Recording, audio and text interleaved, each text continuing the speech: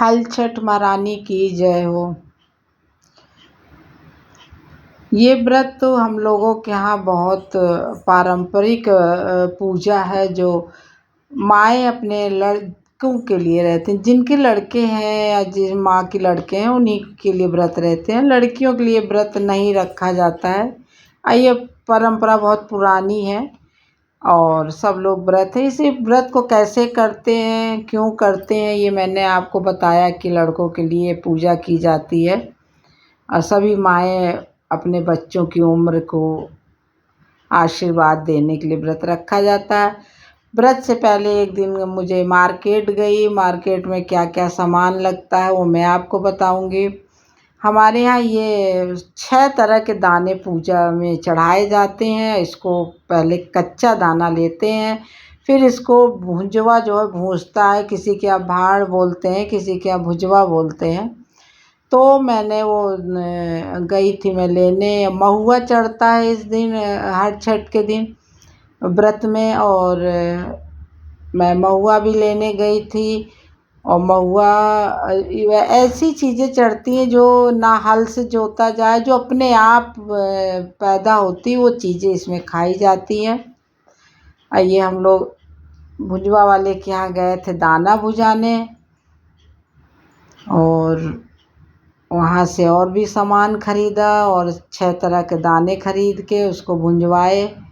महुआ ख़रीदा, उसके बाद और सामान है। इसके बाद हम अपनी पोती को लेके गए कुम्हार के यहाँ, जो मिट्टी के बर्तन बनाते हैं, वहाँ से कुछ लेने गए थे। कुड़वा मिट्टी का जो है, ये जब से मैं ससुराल आई हूँ इसी के यहाँ कुम्हार के यहाँ से मिट्टी के कुड़वा जाते हैं। या दिवाली में दिया, मिट्टी के कोई भी सामान, बर्तन या कुछ भी यहीं से हम लोग ख़रीदते हैं।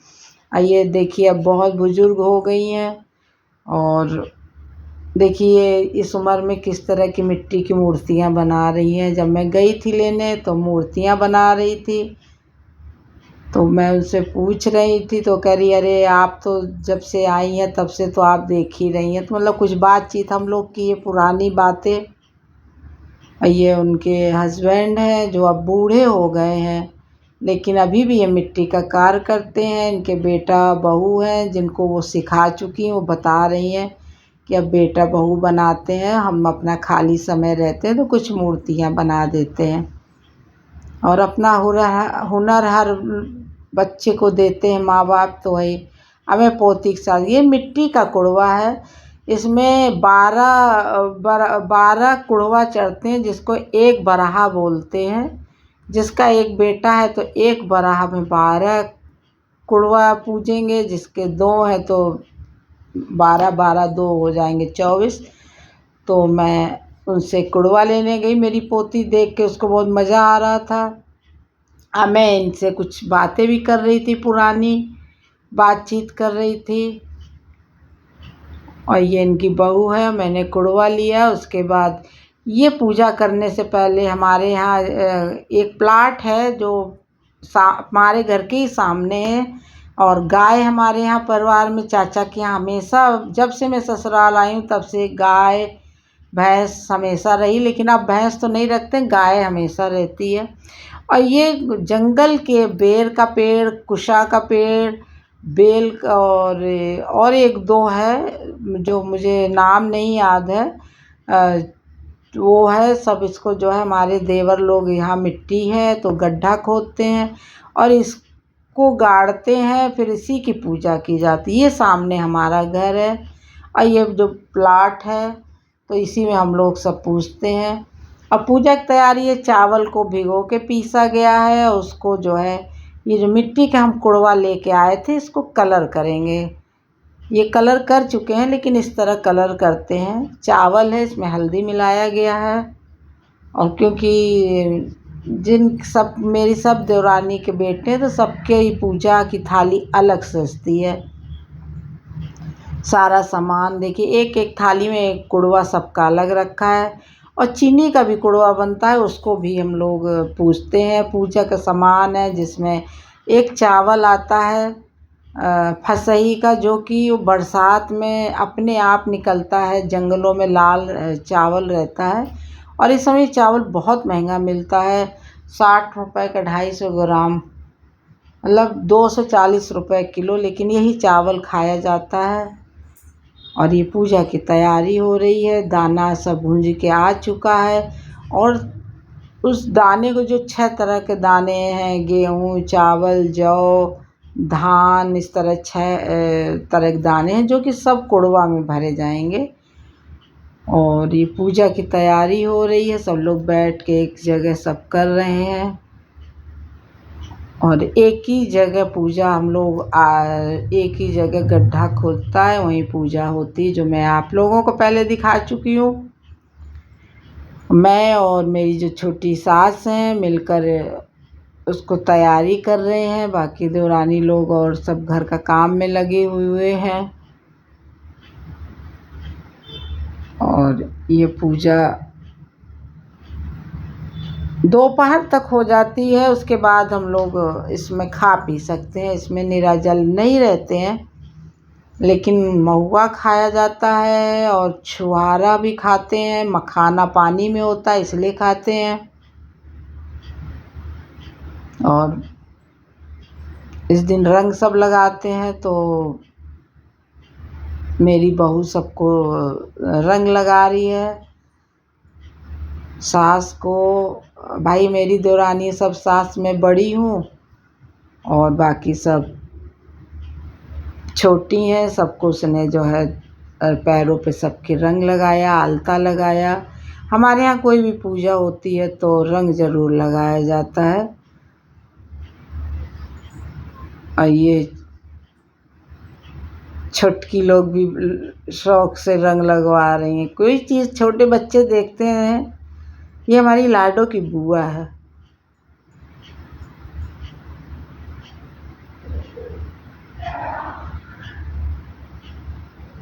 अब हम लोग धीरे धीरे सारा सामान यहाँ लेके आए हैं, चटाई बिछा दिए हैं और मोहल्ले से, अगल अड़ोस पड़ोस से सब लोग आते हैं, पूजा में बैठते हैं और सब देखते हैं और हम लोग पूजा करते हैं। कुछ इस अब की पूजा में भीड़ कम है, क्योंकि 2-3 देवरानी लोग मायके में हैं और 1-2 जगह पूजा किसी कारणवश नहीं हो रही है।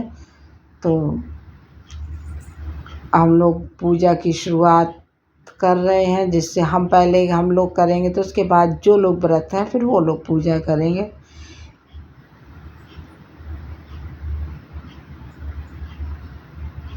इस पूजा को हम लोगों के यहाँ हल षष्ठी पूजा बोलते हैं, कि बिना हल जोते जो भी पैदा होता है वही खाया जाता है।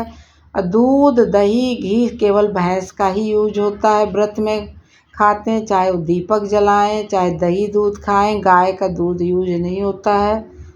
तो पहले से हम लोग दही यही भैंस का दूध लेके दही जमाते हैं, क्योंकि दूसरे दिन पूजा के बाद फिर सब लोगों को जो खाते हैं यही खाएंगे। चावल खाते हैं। और जैसे चाय भी बनेगी तो चाय पत्ती तो डालते हैं, चीनी नहीं डालते हैं। जो ढोके वाली मिश्री आती है वो मिश्री डाल के हम लोग चाय बनाते हैं। भैंस के दूध की ही केवल चाय बनती है। और धीरे धीरे अभी सब लोग आ रहे हैं, क्योंकि मेरी लाडो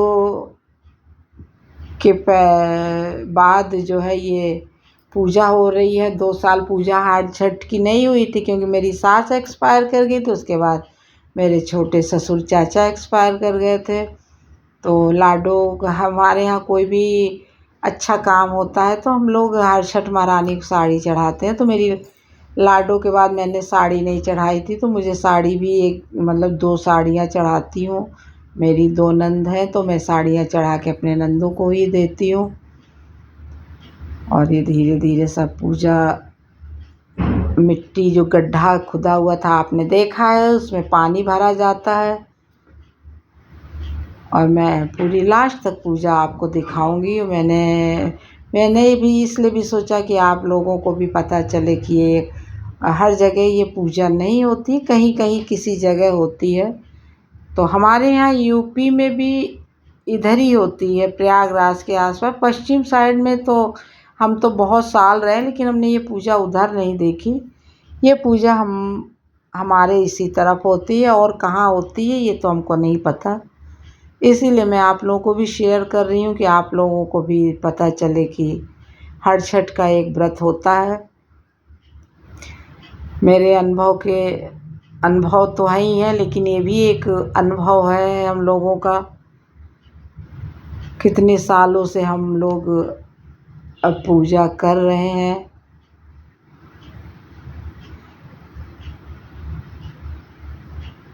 इसमें ये जो कुशा वाली पत्तियां हैं पतली पतली, इसको हमको पूजा जब हम लोग कर लेते हैं तो इसमें 6 गांठ लगाते हैं, जिसमें 3 उंगली से अंगूठा, और ये बीच वाली, बीच के बगल वाली तर्जनी को नहीं छुआ जाता है, उससे गांठ लगाई जाती है, जिसको जैसे मान्यता कुछ मानते हैं कि ये काम हमारा हो जाएगा, तो अगले साल वो गांठ बांध के फिर खोल दिया जाता है। मतलब एक मान्यता, जिसको कोई मन्नत मांगनी होती है।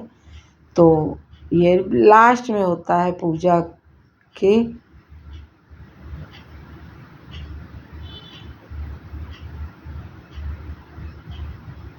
अब ये मैं कथा इसमें हर छठ में कथा भी सुनाई जाती है, और मैं जब से व्रत रह रही हूँ तो कथा मैं ही सुनाती हूँ, क्योंकि अगर जब मैं रहती हूँ तो कोई भी कथा नहीं सुनाने को तैयार होता है। मुझे ही सब कहते हैं आप सुनाइए, तो मैं कथा हमेशा मैं ही कथा सुनाती हूँ। ये इसकी किताब आती है, उसमें कथा दी हुई है।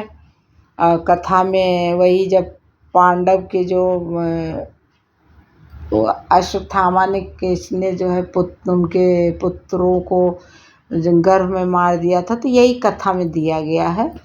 तो ये कथा पूजा होती है। कथा सुनाने के बाद हम लोग, जिसमें बता रहे थे कि कुशा में जो है 6 गांठ बांधते हैं, तो सब लोग बांधती हैं। इसमें कोई व्रत रहे वो भी बांध सकता है, और जो व्रत नहीं है वो भी बांध सकता है। ये अपनी एक मान्यता है कि कुछ मंगत मान कि हमारा ये काम हो जाए, सफल हो जाए, तो हम पूजा करेंगे। तो ये हम लोग सब मिलकर, हमारे घर के परिवार हैं, और हम लोग ये पूजा करते हैं। उसके बाद पूजा करने के बाद जो गड्ढे में पानी भरा है, तो माएँ अपने बच्चों को उस गड्ढे के पानी से मुंह धो के अपने आंचल से मुंह पोंछती हैं। एक जो माँ और बच्चे का जो संबंध होता है आंचल का, तो वो इसमें ये दर्शाया गया है। ये जबकि देवर हैं, लेकिन माँ भाभी भी माँ के समान होती है, तो सब आती। मैं अपने देवरानियों की भी मुंह धोती हूँ। मैंने अपनी बहू का भी मुंह धोआ, पहले तो बेटा का ही धोया जाता है, लेकिन मैं सबका धोती हूँ। मेरी छोटी सास है, ये मेरी बेटी की दादी लगेंगी, और मैं सबका मुंह धोती हूँ। ये कुछ पुरानी तस्वीरें हैं जो थी, वो मैंने इसमें शेयर की हैं। ये हमको लगता है 3 साल पिछले साल की हर छठ की फ़ोटो है। तो जो कुछ पुरानी भी फ़ोटो मिली है वो भी मैंने इसमें ऐड कर दिया है। इसमें मैं कथा सुना रही हूँ, ये भी पुरानी तस्वीरें हैं। ये हमारे छोटी बेटी का बेटा हुआ था, तो पहला यहीं पे हमने उसका व्रत रखवाया था।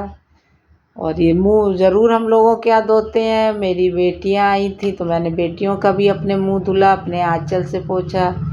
माँ का प्यार तो आंचल में ही छुपा होता है। ये शायद उससे भी पुरानी फ़ोटो है। ये मेरी बहू आ गई थी तब की है।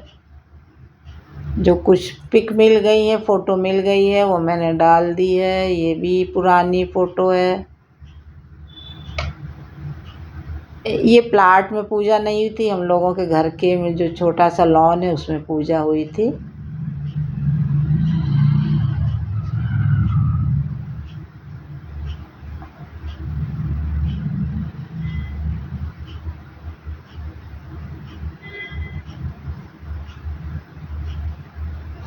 ये हल छठ महारानी की पूजा बहुत सौभाग्य से सबको मिलता है। और ये मेरी सबसे छोटी देवरानी है। मैंने इसका भी मुँह, ये पुरानी फ़ोटो है सब लोग इकट्ठा होते तो बहुत अच्छा लगता है, एक साथ पूजा करते हैं। ये अलग ही एक प्रेम भाव रहता है। सब भी मेरी देवरानियाँ, मैं जिसका भी मुँह धो रही हूँ, ये भी मेरी देवरानी है। ये मेरी बड़ी बेटी, मेरा बड़ा नाती और ये मेरी नतनी, ये भी मेरी दोनों देवरानियाँ हैं। और पूजा के बाद हमारे यहाँ सब अपने बड़ों के पैर छूते हैं। मुझे तो अपने सास का पैर छूना था, उसके बाद तो 9 देवरानी सबसे पैर छुआना था हमको, सबको आशीर्वाद दिया जाता है। और ये वही फसई का चावल है जो इस व्रत में खाया जाता है। और ये बहुत महंगा चावल मिलता है उस दिन।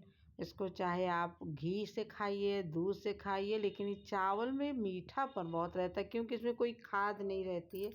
बहुत टेस्टी लगता है। और भूख भी लगती है तो और भी शायद इसलिए अच्छा लगता है, क्योंकि और तो कुछ खा नहीं सकते हैं। इसी के साथ जय सिया राम, राधे राधे, जय सिया राम।